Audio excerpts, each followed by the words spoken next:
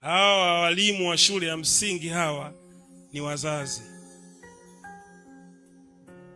Najitahidi sana wewe mlezi, usimfokee mwalimu kwa sababu ya mwanao.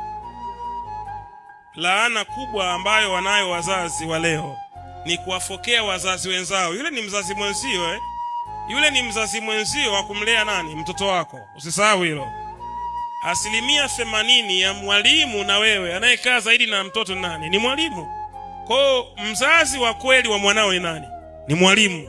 Kimatendo. Kimwili na kiroho ni wewe, ila kimatendo ni mwalimu. Kwa lazima utengeneze mahusiano mazuri na nani? Na mzazi mwenzio anayeitwa nani? Mwalimu, ili upate mtoto aliye na maadili mazuri.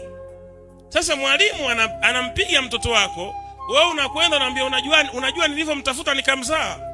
Hayo sio matusi. Kwa hiyo unamwambia mwalimu kwamba hajui mtoto anapatikanaje. Basi mfungulie shule yako nyumbani kwako, mfundishe. Ndio maana tuna matoto leo ambaye ana akili, matoto ambayo hana maadili. Mtoto anafundishwa na wakumfundisha ni mwalimu. Sasa utaki mwalimu amchape, utaki mwalimu amuadhibu, utaki mwalimu amuulize, atakuwa mtoto wa aina gani? Kupitia mafundisho ya leo ya baraka ya mzazi, nenda kabadilike kama mzazi, umlee mtoto wako vizuri.